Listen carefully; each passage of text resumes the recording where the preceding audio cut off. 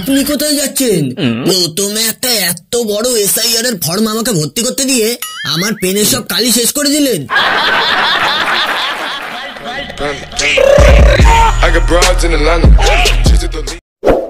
খুঁজেছি নাম ভোটার লিস্টে, পাইনি কোনো লিস্টে।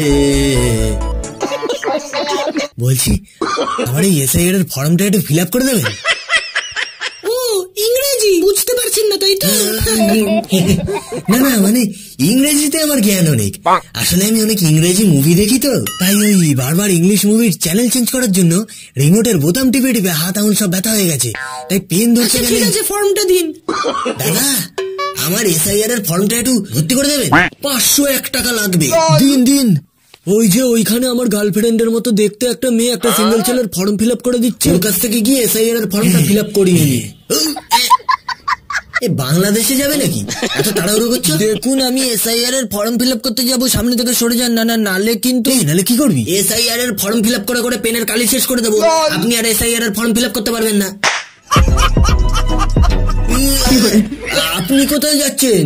প্রথমে একটা এত বড় এসআইআর এর ফর্ম আমাকে ভর্তি করতে দিয়ে আমার পেনের সব কালি শেষ করে দিলেন। এই মাত্র বাইরে আপনার স্যারকে 501 টাকা দিয়ে এলাম এসআইআর এর ফর্মটা ভর্তি করে দেওয়ার জন্য, আর আপনি সেটা না করে চলে যাচ্ছেন। মদ না কোথাকার, কালকে বাংলাদেশে চলে আসবি, এসআইআর এর ফর্মটা ফিল আপ করে দেবো। বাংলাদেশে না যাওয়ার জন্য এসআইআর এর ফর্ম ভর্তি করছি, এসআইআর এর ফর্ম বাংলাদেশে গিয়ে ভর্তি করতে হবে।